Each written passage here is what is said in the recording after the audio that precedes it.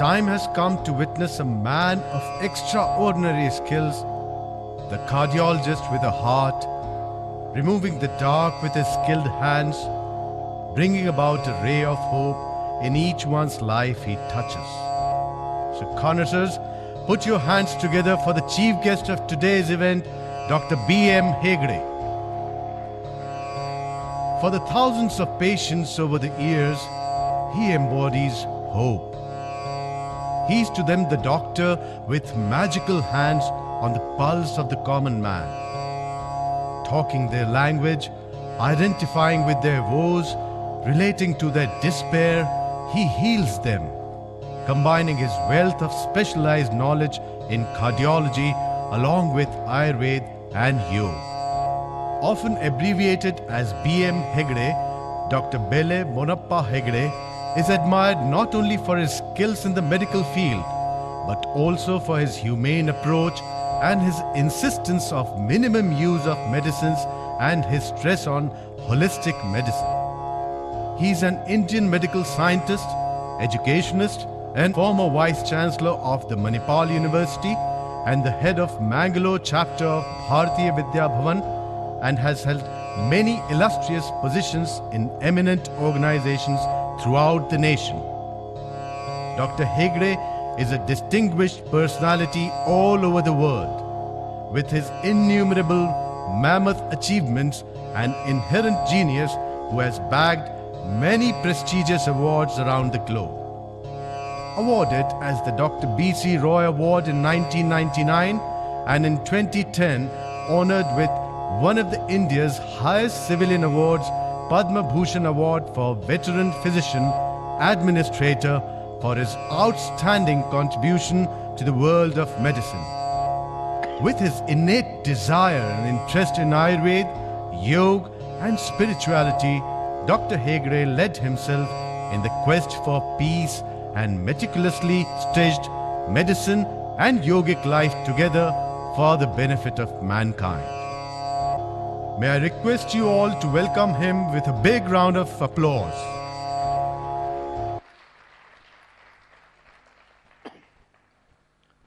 Invoking the blessings of the Jyotirlinga Mahakaleshwar and the blessings of the two gurus sitting here, I now salute my brothers and sisters from all over the world, including the great masters in the front rows, and all of us. I consider myself a student of the ancient Indian wisdom. Friends, you may wonder as to why a medical scientist is here in this audience. But I am primarily a part of all of you, and medical science is only my way of life. I happen to be a doctor of the conventional Western medicine, but I have, to tell you very frankly, between you and me, very little faith in what we do as doctors.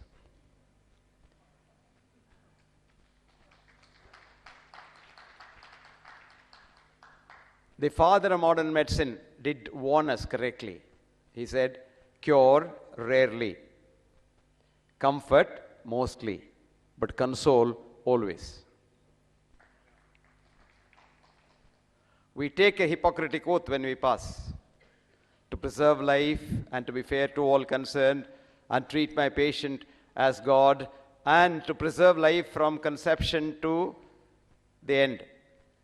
But very quickly we become hypocrites because we start making money, and money destroys this world.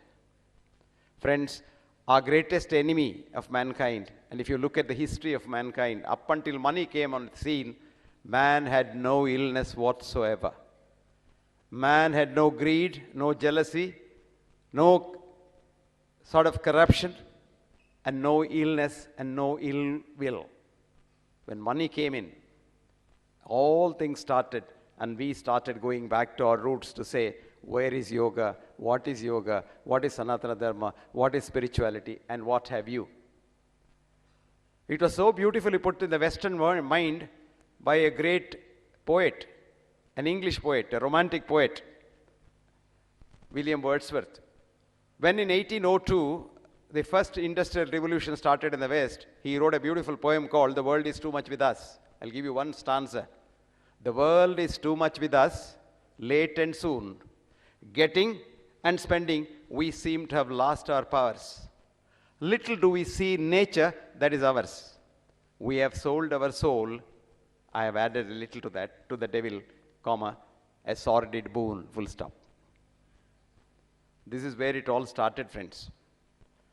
Now, the topic of this conference today, put forth with so much of trouble, looking into every minutiae of details by Pandit Radheshamji, a good friend of mine, and he has been insisting for the last about 6 months that I come here, and because of him, I am here.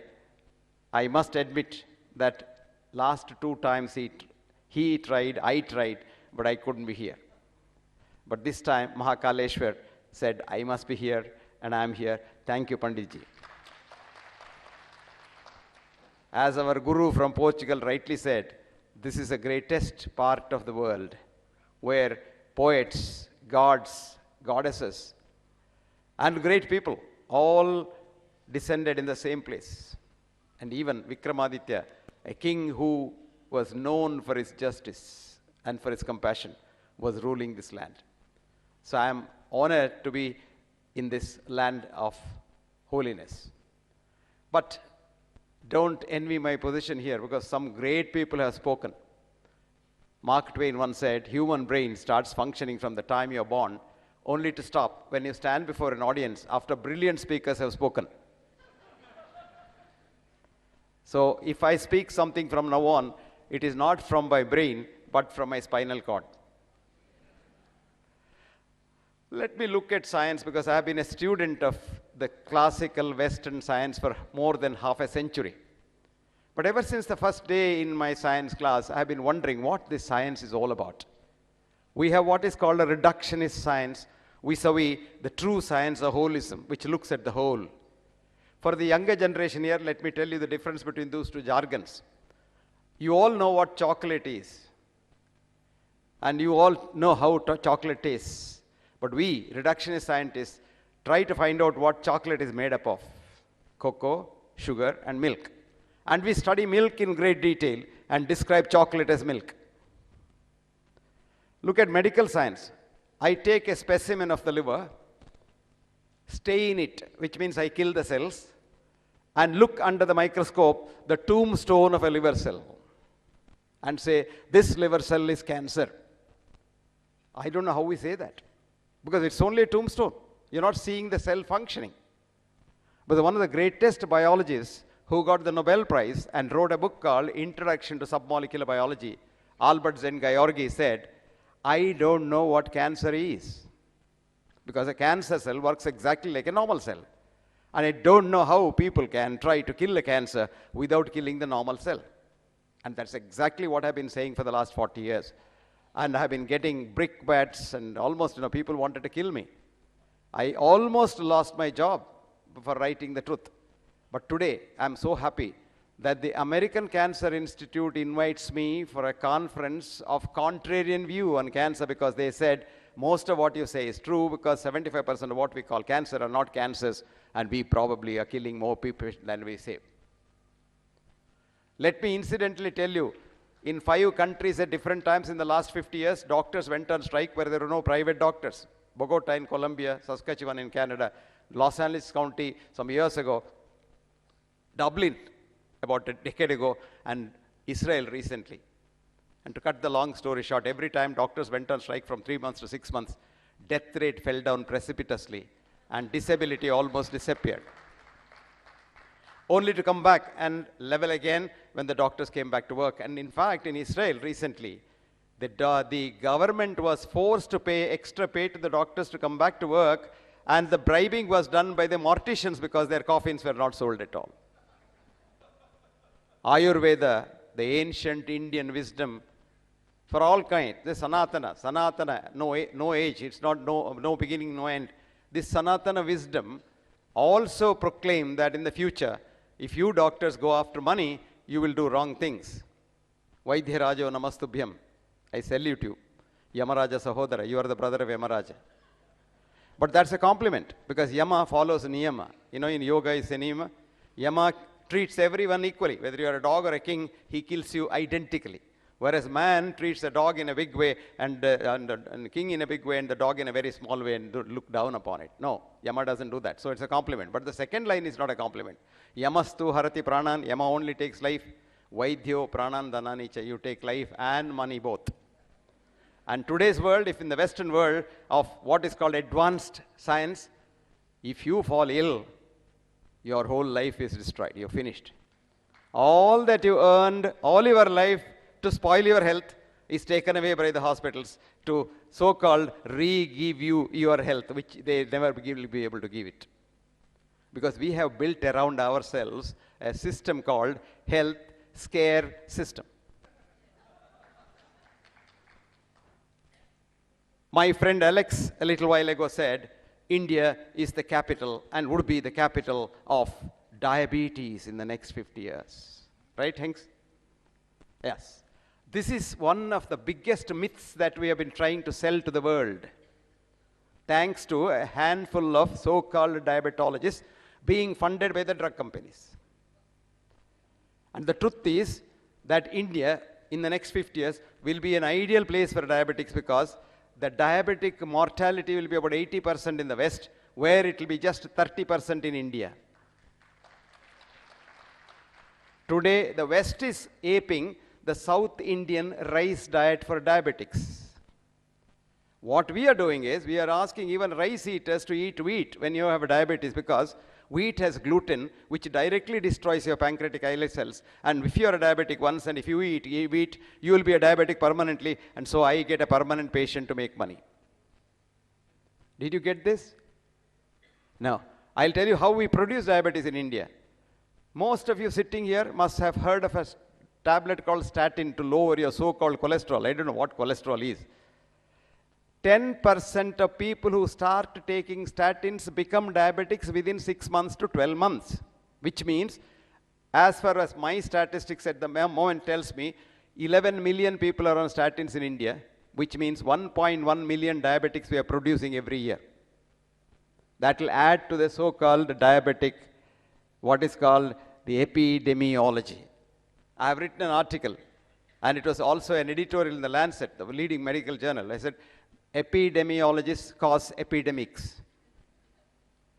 Supposing there are 2 cases of malaria in Ujjain, the paper will write, there's a malaria epidemic in Ujjain.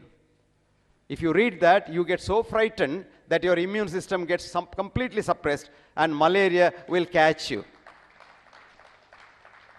So I have been struggling to tell the so-called health authorities all over the world, do not frighten the people, because fear is the key. Fear is the key that kills you, and the fear is put in by us. And ultimately what matters is our immune system. When Morarji Desai was drinking his own urine, the whole world was laughing at him. Whole world was laughing at him. Today, auto-urine therapy is scientifically proved to be a very powerful immune booster. We have hailed the germ theory. Actually, germs are not our enemies. Germs are our friends. Germs are us. In our body, in every human chromosome, while there are 23 to 25,000 genes which belong to us, our parents and our grandparents and our ancestors, 2.5 trillion genes belong to germs of all kinds in the world. If you look at nature, that's what Wordsworth wrote, little do we see in nature that is ours. You see a little kid, if you have a kid at home, when it starts crawling, it goes to the corner, picks up the dust and puts it in the mouth. This is vaccination of the best variety. It is eating the germs to create the immune strength in its body. Today what we have done, we have sterilized our home, we have sterilized our glass, our tumbler, everything, so that the child has not met with germs at all and has not had any vaccination which is given by nature. And even if that child goes out, like an American child coming to India for the first time and drinking from an Indian tumbler, the child will get severe gastroenteritis. But the problem has become very acute in the West because the germs that we thought of our enemies and tried to kill them with antibiotics, antiseptic soaps and what have you, because there's a big industry behind it and it's the industry that is pushing it. And what has happened is their immune system is so low that when they get admitted to the intensive care units of the hospitals, which today have become a route to go to heaven, and that's where patients are killed. Irrespective of what you go there initially with, you get what is called a nosocomial infection. That's the infection which is acquired in the hospital, which invariably kills you. Time was when in the 18th century, Alex will remember, in Britain when hospitals started, any patient who went to the hospital went to heaven. That's why it's called hospitalism. And the person who brought it down was Florence Nightingale. She was not a doctor, she was not even a nurse, because she was just a woman who looked after the sick with all her compassion. And mortality in the Crimean War, which was 100% of wounded soldiers, came down to 40% in 6 months after Nightingale came in there. What did she do? She called herself the general of buckets, soaps, and bread and bandage. All that she did was clean the wound, dress it, talk to them nicely, and give them the food that they needed very badly. Today we know the latest research in Oxford, in 4 universities actually, Oxford, Cambridge, Hamburg, and Munich, together, led by an Oxford professor called Bingel, showed that even when you give a very powerful drug like morphia, morphia is the most powerful painkiller to a patient with severe pain, unless you tell the patient this is morphia and it's going to cure you, patient is not going to get pain relief at all. What they did was they were running morphia drip in a patient with severe pain, but told the patient this is not morphia, this is a new vitamin we have found out for your disease. No patient got pain relief. On the contrary, the same patient, crossover, they were just running saline drip and told the patient this is morphia, and everybody got pain relief. This is reductionist science, my dear friends. But these scientists did something more. They said, why does it happen? So they did what's called fMRI, functional MRI, which studies your brain at the same time. We showed that when the patient believed that this doctor is doing good to me, he is giving me morphia, even if it is saline, the brain produces painkillers from the forebrain, and the pain completely disappears. Now, this is latest scientific research. Now come back to yoga. You sit down and meditate and get into that state of mind where your mind produces opioids in the brain. There is this girl who should have got the Nobel Prize but was snatched away by her boss, because boss took the credit and she fought it, and her name is Candace Pert. And Candace was the girl who showed for the first time that not only the brain but every cell has a mind, and that's called the opiate receptors outside. And Candace has written a book after she was thrown out of the palace. You know, in science we call it the NIH, the palace. They're all kings sit there. And then she was thrown out, and she wrote a beautiful book for all of you, Molecules of Emotion, where she says, time has come for us not to reach to a tablet when you get a headache, but to sit in one corner and meditate. And when you become tranquil, your headache disappears because your head produces enough morphia. What a beautiful thought. Friends, you thought science came from the West. You will be surprised. There were thinking scientists also in the West. And the thinking scientist, one of the great thinking scientists, Charles Sherrington, in 1899, who was a professor of medicine and got his Nobel Prize. And he wrote, I quote, positive sciences do not answer the question why. They can at best answer the question how or how much. Ratio re is therefore not raised in why. He said, as a physiologist, I can say, how does the muscle contract? But I'll never be able to say, why does the muscle contract? And he said, for knowing that, you must go into teleology. And teleology, in other words, is what is called spirituality. What is spirituality, Alex? Spirit, not spirits that is sold in the wine shop. Spirit is spirus, breath. So our ancestors were cave dwellers. Their science was, they observed. That's called observational science. And today, observational science has come to the fore from the reductionist laboratory science. What does the observation science say? They saw animals which die, they don't breathe. The animals which are alive, they breathe. They thought, and they correctly surmised that breath is God who comes into you when you're born and leaves you when you're dead. And that's where spirit started spirituality. But friends, the real meaning of spirituality is sharing and caring. This is the essence of all spirituality in this world. Today we have changed the definition of health, and this is accepted by the IOM. In February 28th to 2010, we have been able to get the IOM, Institute of Medicine in America, the highest body which audits medicine, to accept the definition of health as enthusiasm to work. You get up in the morning and say, do I want to work? And if the answer is yes, you are healthy. Number two, enthusiasm to be compassionate.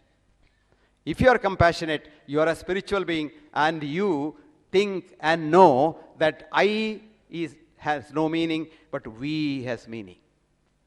Me and Desai Sahib, Yogaraj Desai Sahib are the same because the consciousness is universal and we are part of the universal consciousness, individual consciousness. If I hurt him and if I think of hurting him, my own body gets hurt. What we did not know till today, what we call in a dignified language autoimmune disease, where your own body cells kill your own body cells, today we know it is because me, you concept. We all have this concept, it's mine. I am this, so and so is, Radhe Shyam is different. No, Radhe Shyam is me. And Radhe Shyam cells love my cells as much as I love my cells. And if I hate Radhe Shyam, it hurts not Radhe Shyam, but myself, because Radhe Shyam cells still don't know that I hate him. But my cells know I am hating him. Did you get this message? Now you think Western science has taught us science? No. The three physicists from Oxford, Oxbridge, let us say, Cambridge, Oxford, they came here to study yoga in the early part of the 20th century. Babington, Charles Leadbeater, and Annie Besant. All the three were teaching physics.